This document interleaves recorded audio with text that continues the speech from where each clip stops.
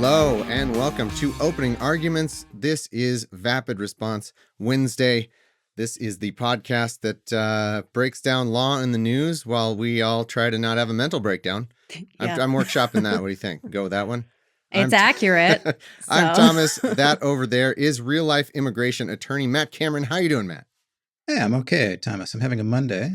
As counsel, I am required to quickly read a statement before we begin, though. I do want to summarize. I want to acknowledge the jury watching this as evidence in our multiple felony trials for violations of the Charlie Kirk Act, which I assume, because under the new Constitution will be ex post facto, I assume we'll be charged ex post facto for talking about Charlie Kirk. But I do want to be clear that everything we're saying here is said before the Charlie Kirk Act passed. So, Matt, there are so many ways there's at least 2 ways we're protected from that. And that is at least 1 to 1.5 Supreme Court terms away from being overturned. Like I don't even know. You're so paranoid. We have at least like 3 months until those protections are gone.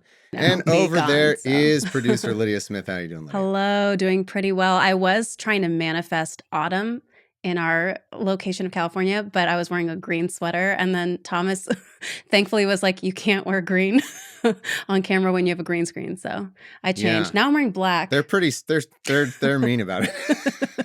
Just one of those, like, it's white before Labor Day or whatever, and green on a green screen. That's I was one of those not unwritten thinking. fashion rules. I don't know who came up with them, but but I appreciate the lesson. So that's how I'm doing. Oh boy, did anything? What are we even going to talk about? There's nothing. Anything happen? Yeah, we were looking. The whole deal here is looking for vapid responses to bad things. To bad responses to things that happen in the news, and we really had to search this week. Really went mining deep into the we had to search all the way to hitting on our computers. That was the extent of the search. Yeah, and all of our social media.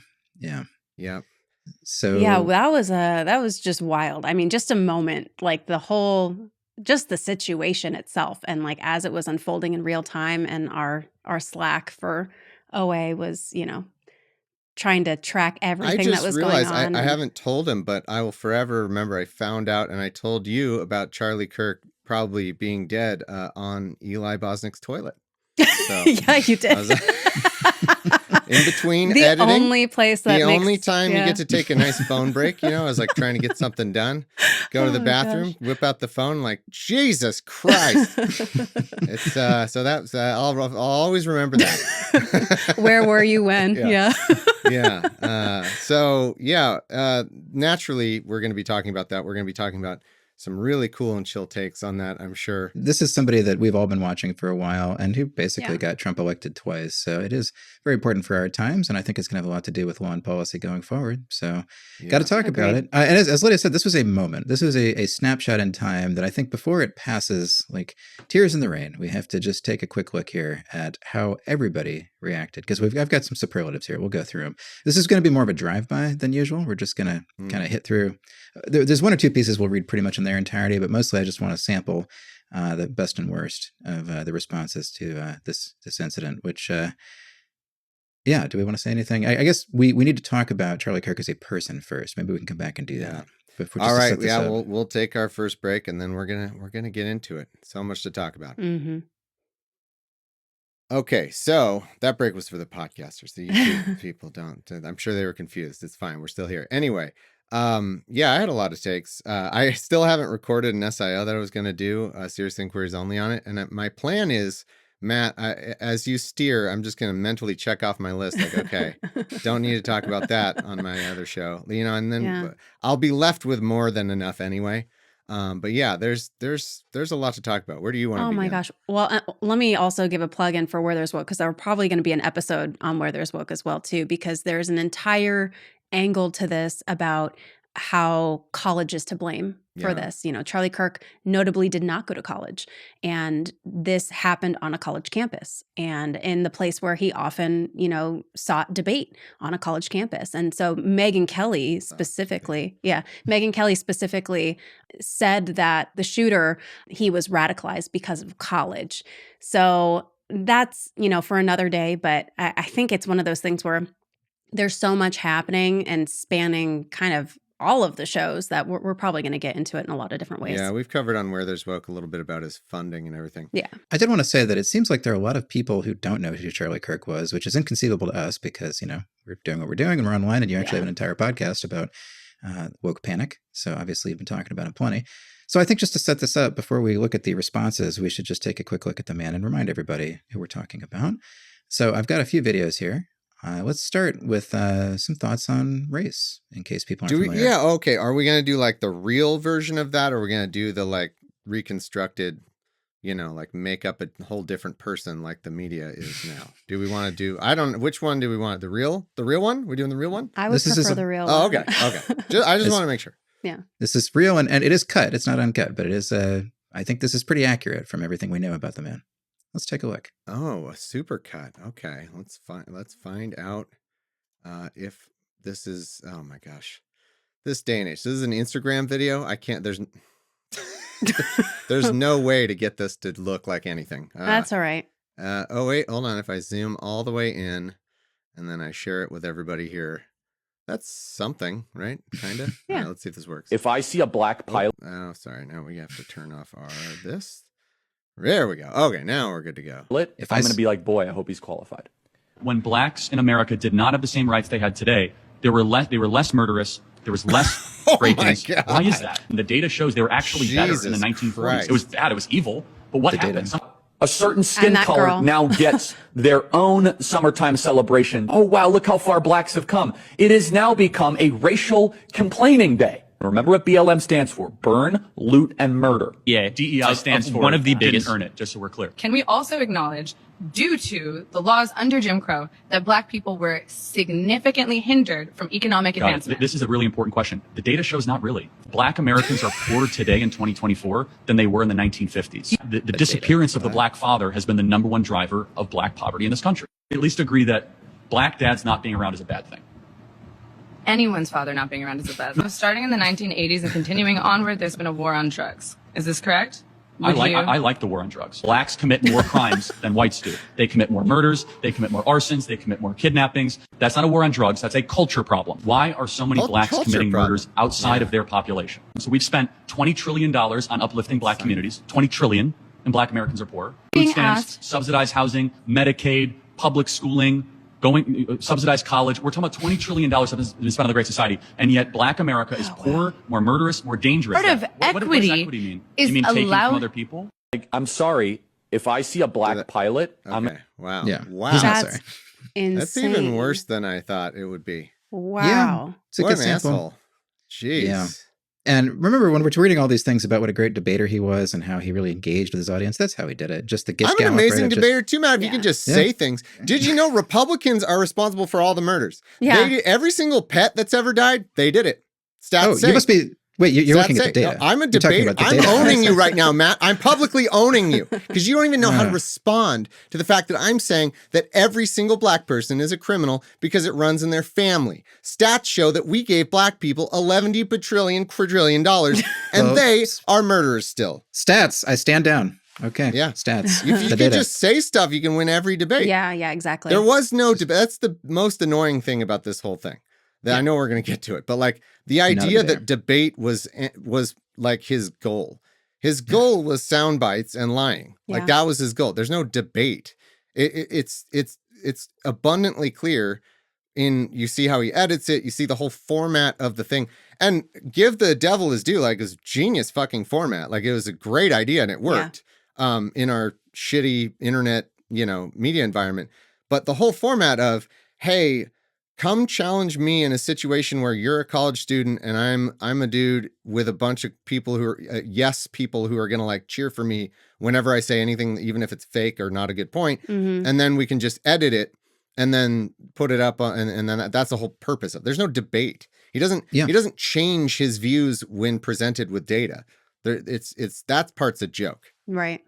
And it's a time-honored thing that goes back to the anti-evolution crowd of doing this thing with college campuses where you go and just yell at people and gish gallons on top of them. But that would be when you were one asshole and actually the college campus wasn't going with you. There wasn't a crowd of people who came to be like, yeah, evolution sucks. Not really. Like they're maybe they'd have a couple supporters, but for the most part, that would be like the preacher guy, the Christian guy has come to the campus, and he's a fool. With and the megaphone he's trying to yell at stuff, people, and people are like, what's going on? And there were the gotcha interviews, but this innovation, and it's partly is just the popularity that he was able to drive. And by the way, as we talked about on Where There's Woke, the funding, the dark money that allowed him to what was it, hon? They paid people to tip them off about anti-woke stuff on campuses. It was Campus Reform and College Fix are both funded that way. It was it's a bounty system. It's $50 per article that you write based on where you are for what's happening, and the writing's always terrible and stuff, and regurgitated from other things. It's just going to be my professor said that I had to be gay because that's the year we live in. Yeah, but you're talking about like college students who probably don't have a lot of money, an easy way to make $50 a pop. Why wouldn't you? Yeah. Ridiculous. Wow. It's all fake. Well, let's look at a couple of others. Let's find out just offhand whether the concept of abortion is worse than a genocide. Sorry, I'm so sorry. we can't sit here and air somebody saying that black people are culturally just more murdery without. I got to address that somewhat, right? I mean, the idea that I love that. They know they can't say genetics anymore, I think, for the most part. Well, we'll see. I feel like it's starting to go that way. But they know they can't quite say the 19 teens thing of the skull shape. They're just more criminally by their genetics. They can't say that. So they just say there's a culture problem. But what is the conceivable fucking culture problem that would be? Do they? Yeah, no, they have a long tradition. It's passed down. Father to son. Well, the father's not there, so it's passed down mother to whoever that we murder and we rob and we don't raise our kids. That's just cultural tradition. Some different traditions. That's insane. It's absolutely insane. Mm-hmm. It's a stupid racist way of looking at it. There's no reason that humans are all humans. No group of humans would just like to be more murdery and have more crime and more poverty. That's just not. That's not how humans work. It's fucking stupid. And when he's talking about the data, again, not that I want to refute all of this, and I'm completely with you, obviously, but the data going back to the 20s, compared to the data that we have now, there's no possible way to get a complete statistical look at crime, as a concept, right? Let alone every murder in the United States, let alone every whatever else you want to talk about, right? So also, he kept saying black people are poorer now than then. Yeah. Right. What is that argument? I know, exactly. I would say, okay, so what you're saying is the rich have systematically made everybody poorer now than they were back then. Because you could do the same talking point would be, hey, do you know how wages have stagnated for 50 years? Exactly. And you know how the wealthy own everything now? We're all poorer than we were back then. Yeah. That's most the part that he's too. not saying. Yeah. Yeah. Yeah. Man. Yeah. It's insane. Okay, sorry. It's just so racist. No, you're right. We don't just want to air this stuff uncommented. We have to respond also they committed less crime when they had fewer rights. So, we should go back to people having fewer rights. Actually, we should. That is amazing. That take was amazing. Well, let's hear about. You'll never believe what he has to say about Martin Luther King Jr. You'll just never. Well, he is the next MLK, so we'll see. We'll see what he thinks. All right. We got another Instagram one. Okay. All right. You guys are pranking me with the Instagram videos. There's no way to format this in a way. I got. You know what? I'll do a new setting that's for that. Actually, I could do one that's more long, because it's Instagram share versus Well, and if you look, this is a portrait mode of a landscape. Yeah. So if I zoom in enough, in theory, you really have to wonder. Yeah. In fact, if we would have said 3 weeks ago, Blake, if we would have said that Joy Reid and Michelle Obama and Sheila Jackson Lee and Ketanji Brown Jackson were affirmative action picks, we would have been called the racist. Yeah. But now they're coming out and they're saying it for us. They're coming out and they're saying, I'm only here because of affirmative action. Yeah, we know. You do not have the brain processing power to otherwise be taken really seriously. You had to go steal a white person's slot to go be taken somewhat seriously. Play cut 52. I want to point out the white person's slot that Michelle Obama was stealing was, I guess, being the first lady, Barack Obama's wife. He should have married a white woman, Matt. I'm only here because of DEI. I remember when Obama was looking at applicants for his wife position. He's like, shit, I mean, I guess the woke people want me to interview the black lady. So Yeah, I had to include that one just as a carryover from last week of last week's genre of I'm Not Sorry, Ms. Jackson, because of course he had to mention one of our best Supreme Court justices.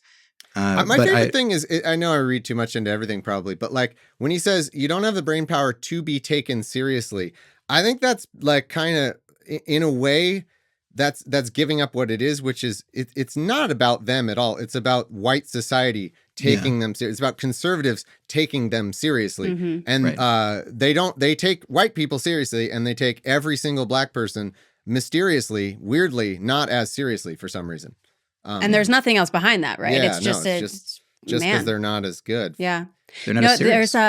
There's a clip, Thomas, if you want to play, is Charlie's beef with MLK. I think that's the one that we wanted to make sure we touched on. Oh, I was just going in order. Sorry. Yeah, they're not. I bolded the ones that were playing at the time. It's a very one-sided beef. Well, yeah. Okay. Oh, yeah. Sorry, I was just going in the. Yeah. So okay. So I can't. I will note that I will not just go in order. That's right. Everyone got an extra clip. But don't worry, this one is also on Instagram, so it can also look terrible. For instance, let me try to. I'll hit refresh because you also can't do play controls on Instagram. I know. So it's a really good. As awful. There's a mythology around MLK that does not warrant the reverence that he gets treated with in America. Should he be mentioned amongst lots of people in the 20th century that was complicated and at the end of his life advocated for a more communistic view and then actually got away from race blindness and actually got towards race obsession? I'm totally cool with that. He did some great things. He did some things that were not so great. In America, though, you must understand, he is looked to as the new founding father.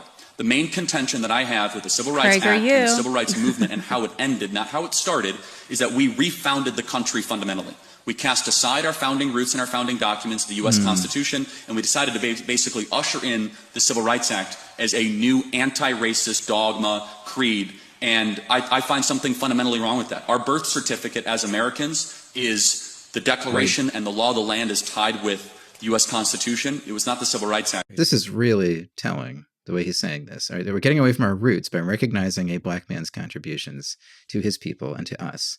Yeah. Says a lot about, and I just have to chime in really fast because we just did the PragerU test that that Oklahoma is having woke teachers, quote, woke teachers from other states take before they're allowed to get their teaching certification in Oklahoma. And one of the questions was, who is considered the father of the United States of America, and Martin Luther King Jr. was listed on there. And I was like, that's like so idiotic. Yeah. No one thinks But that. then now we see that talking point here from Charlie Kirk basically being like, oh, he's, considered one of the founding fathers because of the things that he did. And, here's why that's bad, et cetera, et cetera. Do we use that terminology? Does anyone? I've never heard that before. I think what he might be thinking of, because he doesn't have the brain power to be taken seriously, but what he might have been trying to think of with his feeble little brain is the fact that people want to count like the amendments alongside the Civil War, what came as a result of that. They want to count that as like the second founding of the country, and I think they should. And I think it makes a whole lot of sense because those amendments were far more important. Well, I won't say more, but very consequential in terms of all of our rights, and that they sort of deserve to be looked at as a second founding. But I haven't really heard anyone say that Martin Luther King was a founding father. I think that's yet another thing he's just made up to be mad at. Mm-hmm. Yeah, I mean, one of the most important Americans of the 20th century, sure. But we don't, and then his whole beef with the Civil Rights Act, there is another clip. We might as well play it. It's not very long. We can see his debate style in action. It's the one where he's talking about the Civil Rights Act, because he does not like the Civil Rights Act, but he won't really explain why. And I think it's important to hear him actually say it, because it ends up just being a lie. If you have that there. Which one's this one? The one right above the MLK list? I think so. Sure. Okay. Did you guys get together and decide to do just Instagram? Literally every single one of these is Instagram. Yeah. Okay. All right. Welcome to not do that next the time. 21st century, Thomas. Yeah, no, it's true. We just have to change our entire format. Maybe there's a way I can. Okay, somebody write in if there's a way I can access those that lets me like do play controls and stuff. I'll try this one and see if it's it. See, because now I have to just go through this rigmarole. So you're notoriously anti-Civil Rights Act. Well, again, I explained that earlier. There's parts of it that were good. Okay. I want to know what your idea for like not only black liberation, but like liberation for any type of minority that was protected through the Civil Rights Act.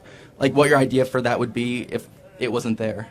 Yeah, again, I said it earlier that the part of the Civil Rights Act that disallowed businesses from administering services based on race, that was a good part. The other parts that created this this ridiculously overreaching anti-racist bureaucracy was ridiculous, and now it's being... Like what parts?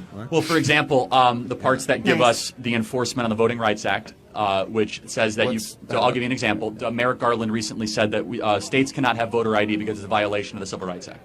So that's insane. Not what he said. Because the Civil Rights Act went as far to say not just disparate encounter, but disparate impact. Yeah. Does that make sense? So I get that. So the impact goes too far for me. Now, for example, if you go to a Walgreens and someone says blacks shall not come in, that should obviously be illegal.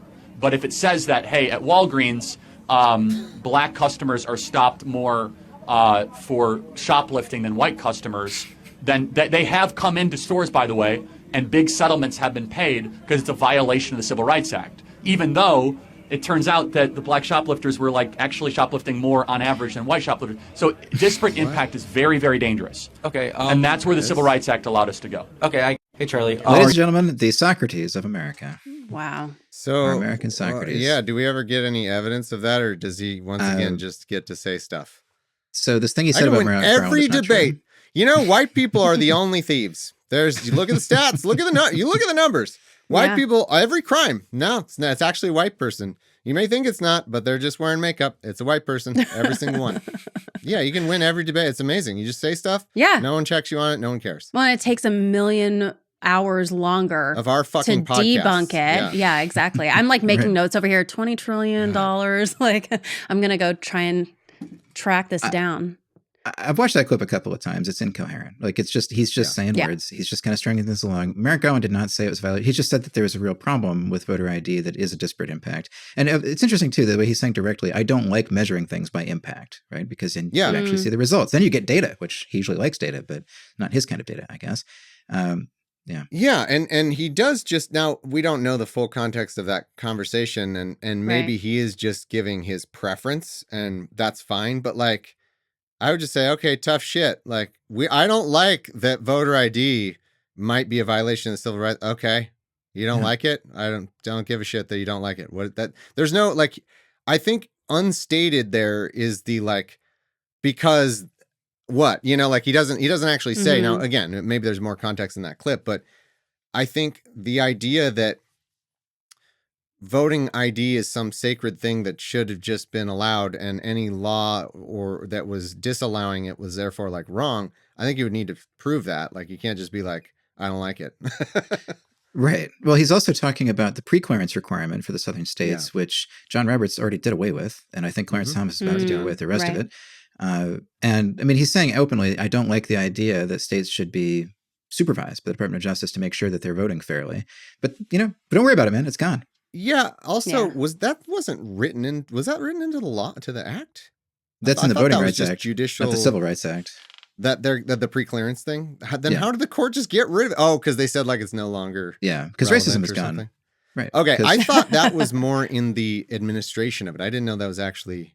No, that's in the text. Okay. I think it's section 2. Well, but good. They should have done more of that. Yeah. They should have made it more ironclad. But that wasn't even the Civil Rights Act, right? I mean, just again, not to sit here being the lawyer, but that's not even, that's the Voting Rights Act. It's a different thing. But I guess he just really wants to say he doesn't like the Civil Rights Act, but then he can't explain why. And he didn't give any examples that actually explain why, except for saying that Walgreens should be more racist. I guess that was in post a sign. Yeah. Talking about how we don't like black people. Black people v. Walgreens, where they won for shop. What? Is there a real thing he's talking about? I don't know. Never has to say. Never has to tell us. And these clips, everybody, these are not just gotcha clips. This is what he did. I know the three of us have watched, unfortunately, more than we wanted to, listened to more than we wanted to. But as Thomas was saying, this is his debate style. This is how he did it. This is where he went out and just yelled at people and just made noise about the data and the numbers. And this is not hardcore philosophy. This is not debating. This is not, the marketplace of ideas. I'm glad we're playing this because it makes it even more horrifying to see how many otherwise normal people are lamenting. It is alarming to see how many celebrities who have, athletes, people being oh, I might not have agreed with everything. No, I not agree with everything. But he was great. I know. I don't. So now I don't know how much everybody is already this level of racist, and I already suspected a lot of people are, but like, it's just so it's such a scary indictment, you know. And you start. I really wonder how much this level of racism was always there, or has been fomented more in recent years. Was it really true that like to be fair to them, I mean, they did kind of tell us, like they did kind of say. They used to have to say, hey, people are afraid of expressing their opinions. And then we'd be like, well, what opinions? And I'm not going to say, but we're afraid of expressing our opinions. And I guess they were telling us. They were telling us like, well, we were afraid to express racism. And then that changed. And now they're not afraid to express racism anymore. And I just don't know how much of that was always there or what. You know? I think it's also really hard to tease apart, too, because what we are seeing with like literal cancel culture, with anyone who doesn't couch their commentary on Charlie Kirk with all of that, you know, all those platitudes and stuff, they are literally being fired. So there's like an entire list from Media Matters for America. They're tracking this. There's also an entire website on the other side of it, tracking anyone who comments in a way about Charlie Kirk that anyone deems unsavory. They just submit information. And I saw that like, was shut down, actually. Oh, was it? Oh, thank God. Yeah, because it turns out they were saying all these people were contributing to the murder of Charlie Kirk. That is kind of libelous. charliesmurderers.com. And And where do I sign up? and they explicitly said on like their homepage, this is not doxing. And it was like, well, it kind of is. Like names, Again, workplaces. From the side that brings you, just say stuff. Yeah, yeah. This is not doxing. It's also fine that we fire those people because the free speech only mattered the other way. Yeah. And the so only way it matters. I guess my point is like, it is hard. I think it might be a little hard to tease apart like exactly how much of that is like this kind of absorbed racism that people aren't necessarily recognizing, and how much they feel like they have to say certain things in order to like not lose their job potentially. No, I'm just talking about the people who, like the fact that he was this popular. You think, you think there's people, I don't think you think people are just saying nice things about him because they're afraid to lose their job? I think there are probably like some the people, celebrities that are doing. I don't really think that's what not it is. not I'm talking about celebrities. like the athletes and the celebrities that are. I don't know. Doing this. I don't think. I think it's because athletes. I could see people. I think it's because people really just kind of agree with a lot of this stuff. I don't know. I like broadcasters and things like that. No, I'm not talking about that. I'm talking about people who are supporting him, like athletes and famous people. There's a fucking actress. Who was it? There's several people that have been like, wow, I didn't know you were that person. Like, I'm blanking on who it is, but also my governor, Maura Healey. Now, this was very convenient that the next day, September 11th, was a day that all the flags were going to be at half-mast anyway. Right. But our governor, I'm not very happy about this, had to say, well, this is also for Charlie Kirk. Governor of Massachusetts, come on. Like, it's September 11th. You're demeaning. And yeah, like, you're afraid of getting fired? Yeah, that's true. I mean, Gavin Newsom's in that boat too, but I mean, he's also like actively running for president right now. So Maura Healey has no excuse. But it's just also, it's September 11th. It's way more important than Charlie Kirk. You don't have to have an out here. But yeah, no, this whole phenomenon of, and like Pete Hegseth looking for military members who are talking about him. And then like they're having that military service where they had to talk about him. The idea that he's enough of a public figure that you're going to put flags at half-mast at all, even if it weren't September 11th. Oh yeah. I mean, his body, carried on Air Force Two and brought in to be laid to rest alongside the vice president and stuff. Like, it's just. Oh, they killed him too? It's remarkable. Fucking A. That's awesome. Well, you know what? I mean, I can say whatever I want. Yeah. Are you going to fact check me? I'm going to spout off whatever I feel like saying. So also, you're looking at 3 self-employed people, everybody. Just so you know. So exactly. I've been trying to fire me for years. I guess that was another point I wanted to make. Like, just kind of feel like, I feel like we have the space and the platform to at least, be honest about this stuff, I don't want to branch out too much in the conversation, yes, but yes. I really do think that mainstream media is completely letting us down here. It's dog shit. I mean, firing people for saying stuff like, hey, what was that guy? He said, the thing he said was so mild. He said he was hateful stuff, and that he was divisive. He said he was divisive. An aircraft landing? Yeah, probably. Okay. It's hateful stuff leads to hateful actions. Mm-hmm. He didn't even say that it was Charlie Kirk. Actually, he was kind of like he just said hateful words, hateful rhetoric. Yeah, it's honestly like it could be language from the Tao. Like it could have just been sort of like this spiritual commentary about like how to lead life.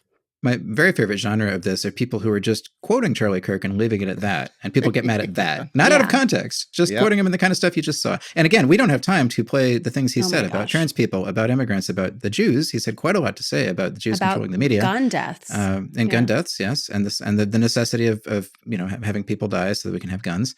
I just wanted to give you a little sample there so you can get a taste, because I'm sure there are people watching this who really had no point of contact with Charlie Kirk, fortunately. Very, happy for him. But here we are. So let's read about what I consider to be the worst obituary. We can move on. We're going to start doing some readings here. Yeah.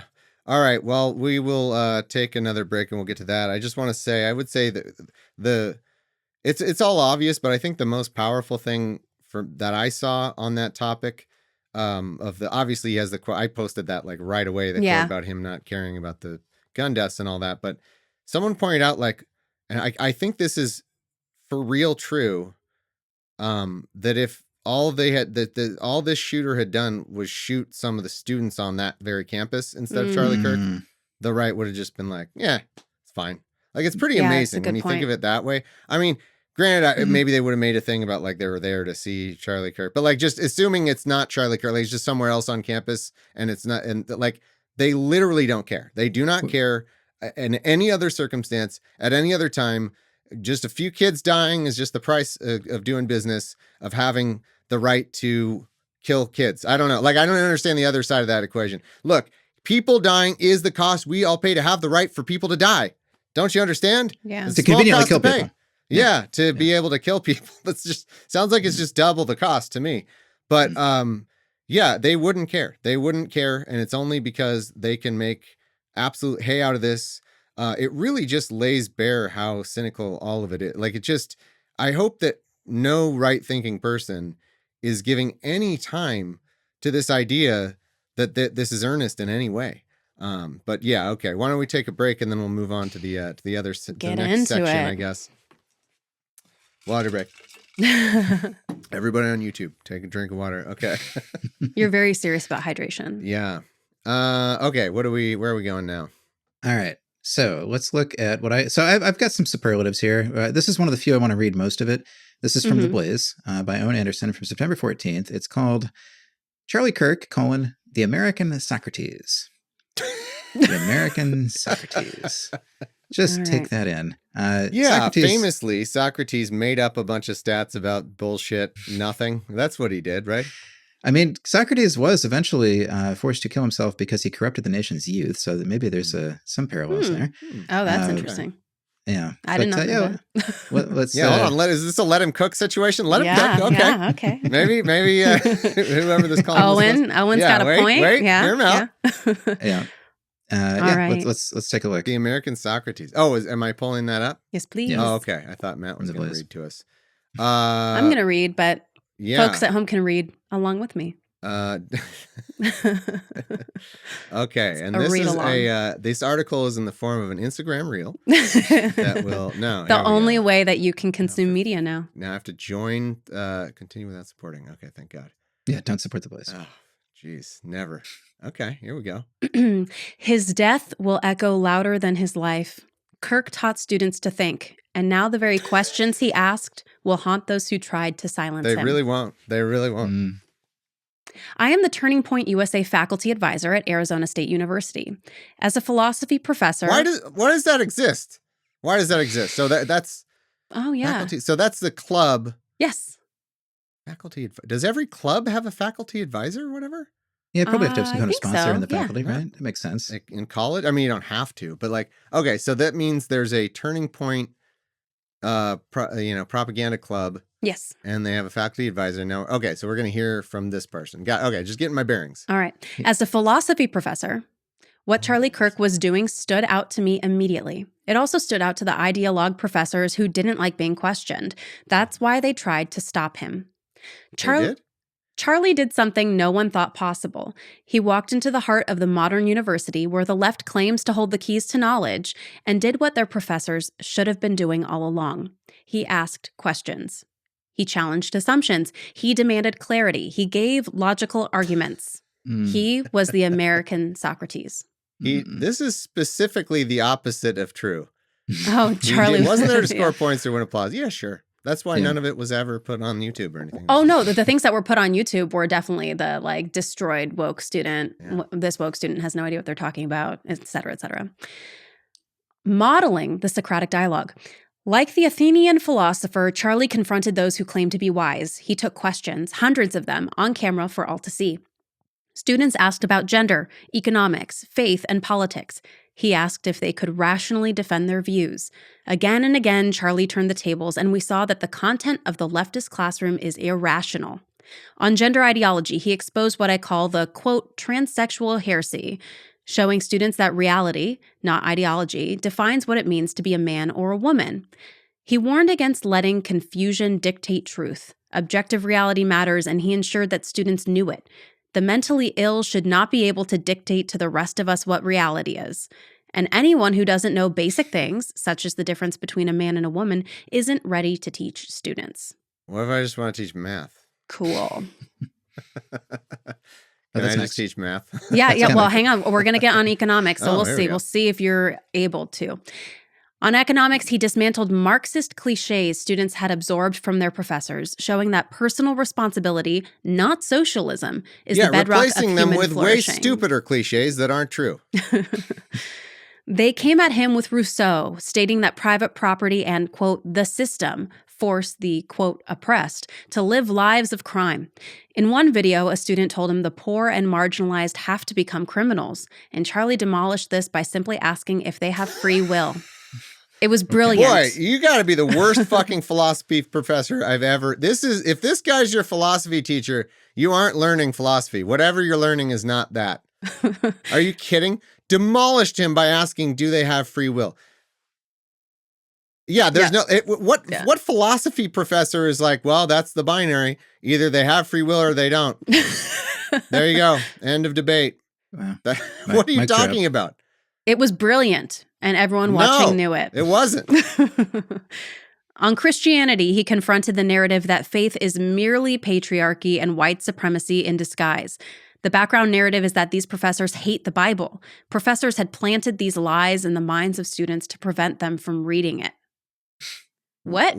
Okay, I was excited to hear that one. I was like, all right, so in Christianity, what's the thing so he's confronting the narrative that faith is merely patriarchy. Yeah, I pretty much agree with that. White supremacy and white supremacy. Yeah, that's the church. I wouldn't say faith, but yeah, like the church. Yeah. I think faith can be organized religion. Things, but mainly American Christianity is that.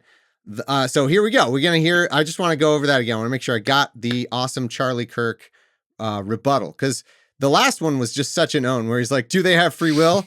Bam. Therefore, what? I don't fucking know. Then nobody can ever be poor and a criminal like that. Nothing can ever lead anyone to do anything if they have free will. There can be no circumstances if you have free will, but end of debate. So what's the similar own here? Okay. The background narrative is that these professors hate the Bible.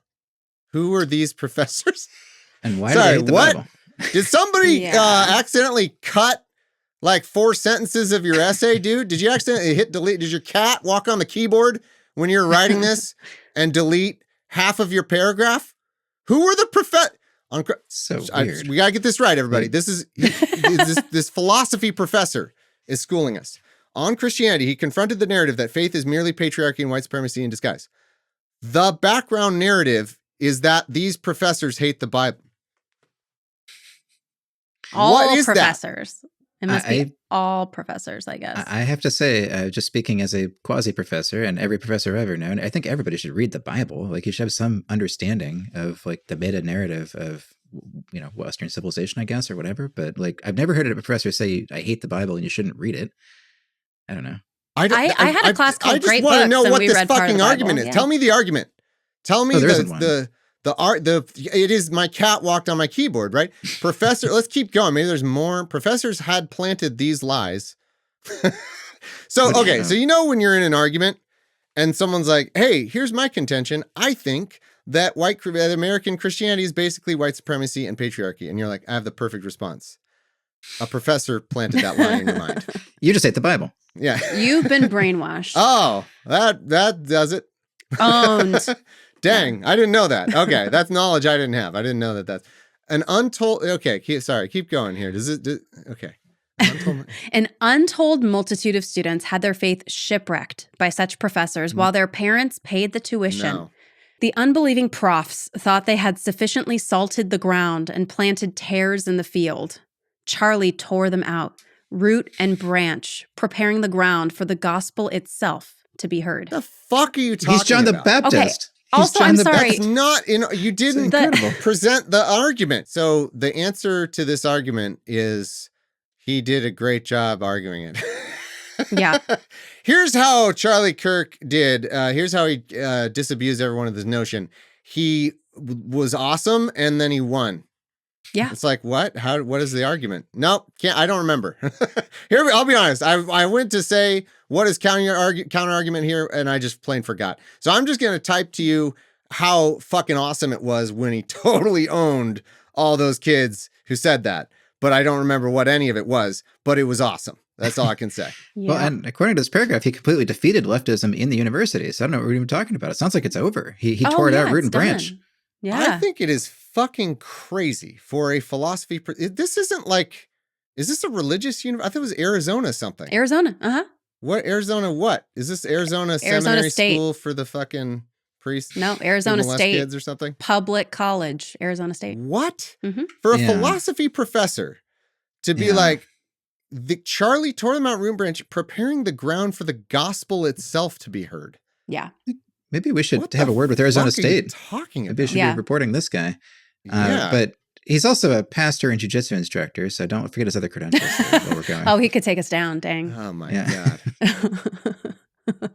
Hun, you got to get your gi out. I'll take it. It's in the closet. I would rather hear him tell me the rest of that argument. Finish that argument first. I want to know that. I finished. Oh, yeah. The professor's ire. And that's why the professors despised him. I've been in those faculty meetings. I've heard professors laugh about, quote, deconstructing the faith of Christian students. No, you haven't. No. No, the Liar. fuck you haven't, you idiot. You fucking liar. Laugh about it. No way. No way. This is a fucking, I wish I could name any of the Christian filmmakers that we've covered. Who's one of them? Hercules.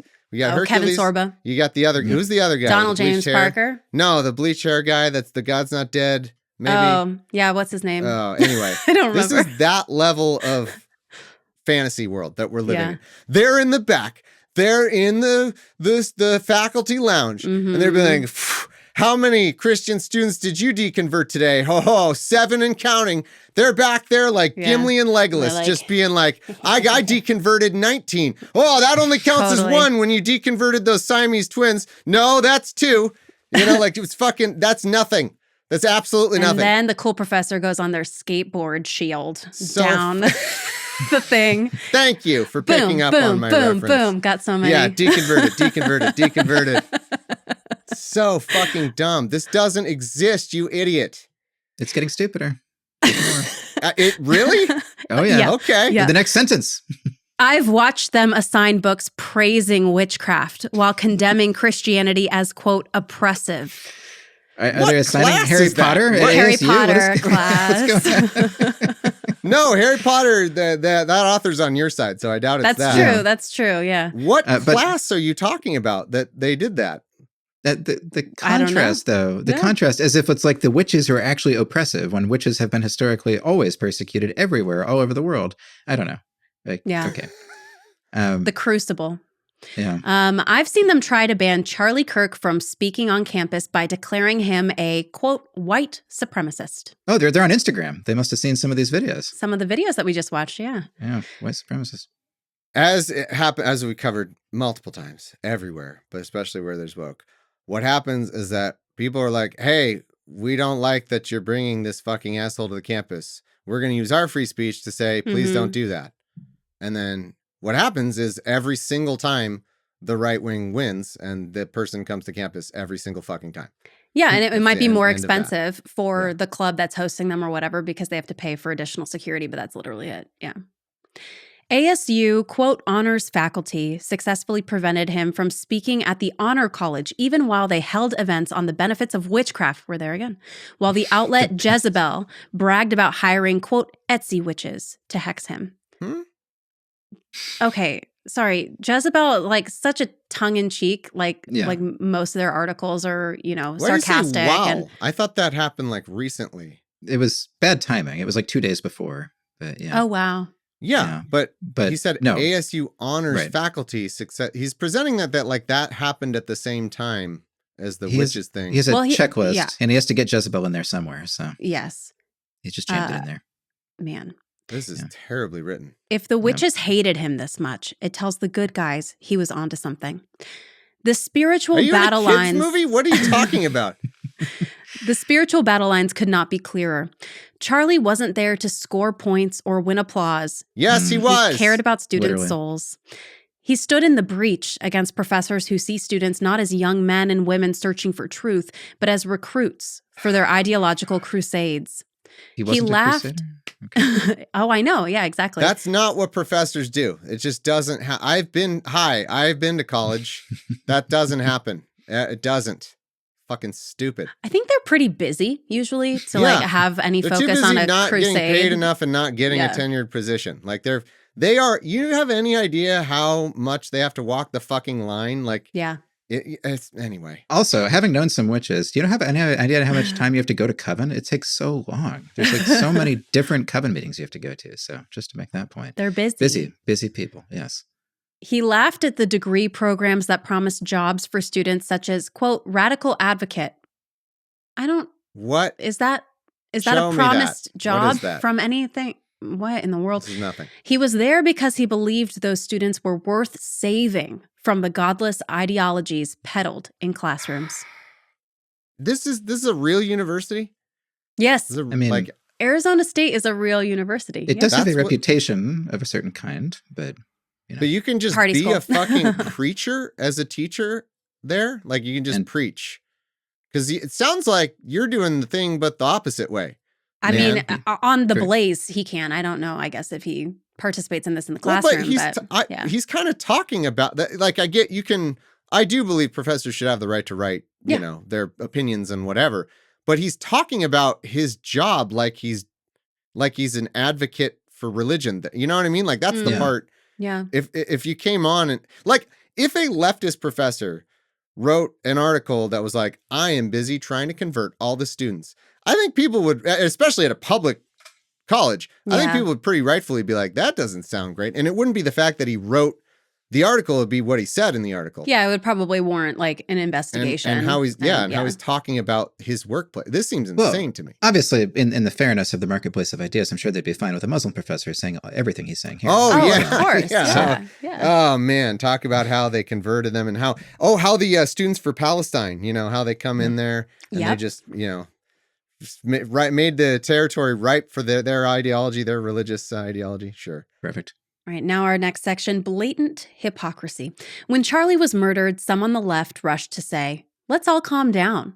There is no moral equivalency here between the right and the left. Yet the left is the one who heated it up by calling him a white supremacist. The left controls the American university where conservatives and Christians are called, quote, fascist white supremacist patriarchs worse than Hitler all day and night. That's really specific. They are called, and I quote, a thing that's not a quote. I am always saying that. So, you know. It could be a quote, like maybe it's pulling up, you know, some student commentary from his end of the year reviews. I'm going to Google that exact quote. I don't think it is. Yeah, when you do a quote like that, usually you're quoting something. Actually, there is exactly one person who has said that, and that is this author, Owen Anderson. That's what comes up. To quote myself about what they definitely said. Where was that call for calm after George Floyd's fentanyl overdose? Oh my God. Wow. You were saving that one. Holy shit. Wow. Violence. Go ahead. Take your moment. That's not even the right-wing view of it. Like they say that he had a heart problem related to that nobody thinks he just OD'd. That's like a step to the more crazy. Yeah. Fentanyl overdose. Yeah, that officer's knee was covered in fentanyl. Yeah, he had like an amount of drugs in his system, right? I mean, I think that's true. Nobody thinks, not even the fucking, you know, Klan members that you're defending right now in your article think that he just had that's the only thing that happened to him. He had an overdose. Yeah, this is like a step beyond the retconning that's already happened for Wow. George Floyd and like the fall of Minneapolis. If you guys, I know, Thomas, you watched, or we talked about that, but yeah, just what happened Holy there. crap. That yeah, came that's out. crazy. That's wow. Yikes. Mm-hmm. Violence erupted. Cities burned. Professors excused it all. They used class time to tout Black Lives Matter. Yeah, reference, citation needed. That's the phrase I'm looking for. Zero sources. Go ahead and you have one for cities burned. Okay, let's click on that. Is it the blaze? What do we got? We got revealed how Tim Walz let Minnesota burn. Okay. Oh, and not even a specific author, just Blaze TV staff, because no one's going to put their name to that. Oh. It's nonsense. Yeah. Huh. I feel like they would normally be happy to do that. Yeah, okay, so you got that. Where's the professors excused it all? Citation needed. Yeah. They use class time to have like citation needed. You know, like we just none of this. Hey, I'm gonna go ahead and grade your paper here. It sucks. You haven't supported any of your arguments. Yeah. But you won't see TPUSA students burning cities BLM style. They will do what Charlie taught them. Use logic and reason to expose falsehoods. Like the students of Athens after Socrates' death, they will remember the example of the man who confronted their professors and won. And those professors will live knowing they were weighed in the balance of and found wanting. They are the baddies. Baddies. Yeah, it's related to that meme or also, the movie quote, right? Okay. Because I hear baddie and all I think of is like amazing like women that are like, yeah, that that's own the true. conversation. We are the yeah. I don't know. I think it's a compliment. So how hot are these professors? Let's see any picture. Put pictures in your. If you're gonna cite some baddies, like show us. Come on. Okay. With apologies to Socrates, he didn't win. He was forced to drink hemlock and died after he confronted Athens. But yeah, we should keep going. All right. Socrates' prediction still stands. Before his execution, Socrates told his accusers they would face a heavier judgment than the one they inflicted on him. They killed him to silence him. But his death only proved their ignorance and wickedness. They were unable to give an account to explain themselves and were exposed as living the unexamined life. And that is worse than being poisoned to death. The same is true here. They would face a heavier judgment than the one they inflicted on him. Mm-hmm. And they're like, that judgment was they weren't able to explain themselves. Okay. Yeah. Well, I think Socrates is pretty cool, but I don't think he won in that interaction. I don't know that he won there. Historically, I guess in the end, thousands of years later, we think he was right. For some of his view, some of the stuff. I don't know. Yeah. What specifically was the argument that led to his death? I don't remember. I can't remember. It was something about also impiety, like he was talking about the gods in a way they didn't like, but he was also corrupting the youth and out there doing his Socratic method. That's the other thing. What Christopher Columbus would not have liked him for. If you watch the PragerU Christopher Columbus video. That's right. Enough with your in-universe references. Choices. Okay, I'm just kidding. PragerU is not an in-universe, unfortunately. Well, I think that then is just two different wrong things, isn't it? Like, no, the gods would this. No, the gods would that, right? I mean, was that the argument? Yeah, but also just he was making people ask questions, which again is not what Charlie Kirk's thing was. I mean, Socrates is most famous for saying that the only true wisdom is knowing that you know nothing. I don't think that's Charlie Kirk's style. No. Charlie Kirk's style was knowing everything, walking in and having all the answers. Watch how fast I can make up new knowledge. Yeah, thinking you know everything, acting as if you know everything. Yeah, the stats. Charlie's death will not silence him. It will amplify his example. Students will keep questioning. They will expose the foolishness of professors who despise Charlie's example. And those radical professors will carry the shame of knowing they tried to cover ignorance with hatred. As a Christian pastor... those imaginary people should be quaking in their boots. As a Christian pastor, I know Charlie saw that souls were at stake. Charlie publicly professed Christ to be his savior, and the ideological professors know it also. They saw students giving their souls in faith to Christ rather than John Money and hated it. Now those professors think Charlie is silenced. John Money? Is that the trans researcher, right? Wasn't he the one they all hate? He was actually, he was pretty messed up. The guy was... Fuck, that was confusing. Yeah, I thought he was saying like the almighty dollar. Like a nickname for old Johnny Money. Exactly. Exactly. I was so confused. At the very least, that should be underlined with a hyperlink to like direct giving people their to souls and faith to Christ rather than John Money. The person we all swear our allegiance to otherwise. Did John Money ask for souls? Who is John? Hold on, I'm just going to Google. John Money, I can't type, ask John Money wasn't for great. students' souls. Just quick. Okay, it corrected it for me. Nope. There we go. Okay. While no credible AI overview, everybody. Yes, love it. We can also demonstrate how useful AI is. While no credible evidence suggests that psychologist John Money asked students for their souls, his career was marked by significant ethical breaches involving research subjects, particularly children. Oh, I don't know who this is. It sounds like they sucked. He wasn't good. No. So is there a big contingent of people in colleges that are worshiping this person? Well, it's shorthand for trans ideology. It's trans ideology, right? So like if you like trans people. But that's not how it works, right? It's not real. I'm just making sure. Yes, correct. It's not real. There isn't a real segment of people who are like, we love this John Money person, unless there's going to be the Arizona State University faculty advisor for the John Money like fan club writing an op-ed next. Maybe cite sources here. Give me a link. I gotta say, I'm just looking at his bio on the ASU page. His research focuses on general revelation, and related questions about reality, value, and knowledge. I gotta say, if I was taking a philosophy class from somebody who started his sentences with "as a Christian pastor," yeah, exactly. A problem. You're just getting Christian theology, and it's like if it's Christian theology class, fine. But holy shit, what a weird thing. Now those professors think Charlie is silenced, but they must live with their own darkness. They can repent, or they will live in that darkness forever and face the judgment of God. They? Give me one link.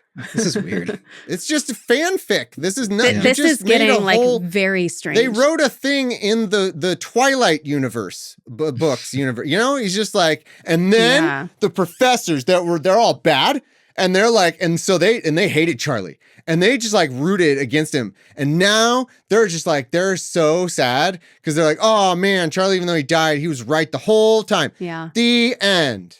Anyway, back to Coven. The blood of martyrs has always been the seed of revival. That's scary. Don't like that. Me neither. May the Lord use Charlie's life, and yes, even his death, to raise up a generation of students who love truth, pursue wisdom, and refuse to bow to the false gods of the modern university. So the Democrats that were recently killed, do they cancel? How does this work? Is it like whoever has the most martyrs and then the remainder wins, or what? You know, because we also have people who have been killed. Yeah. By right-wingers. We have that in common. Very recently, too. Hey, man, we both have people who've been killed by right-wingers. You do? We do? We're not doing so good in the revival, but yeah. Let's question godless professors to reveal to everyone watching that they don't know clear truths about God and what is good. Is Bob Jones not hiring? Can you not work at a Christian university? Yeah, literally like work at a university. Screenshot this and send it straight to Arizona State. Like this is insane. Yeah. Wow. Charlie Kirk was the American Socrates. The leftist professors hated him for it, and they will never escape the questions he taught a generation to ask. Now, that part might be true. Yeah. That last part might be true. There might be annoying students forever because of the way he got this style there going. have always been annoying students, right? That's true. Like, well, I guarantee if maybe any now of these more students annoying. tried this in a classroom, it would not go very well. No. It only works because you're not in a classroom. You don't have. You just have a guy with a mic who's in control of things. Yeah, the professor would be like, "Where's your source? Yeah. You know, like point me to the data." Source. Yeah, sure. I'm happy to take a look at that. Yeah. Okay. Nuts. Well, what a way to kick this off, Matt. Jeez. Owen Anderson. Kick this off. We've gone an hour. Well, there's so much All right, more. We're two-partering I think this has to two-parter. Oh wow. Maybe. There's so Let's see how it much. goes. Yeah. What's if we're not ending it right now, then it's two parts. We Matt. cannot end it right now. There's so much more that's good. We got to keep. All right. Well, then we'll take a break. That might be the act break. I don't know. The act 1 break. We need a song to play for our intermission. Okay. Well, find that. Yeah. And then like the intermission music from Monty Python. Is that what you were going for there? Or I can do this, I think, right, Matt? It's not 30 seconds. Don't want to be an American Socrates. There's your intermission music. Real quick. And we'll back with more, I guess.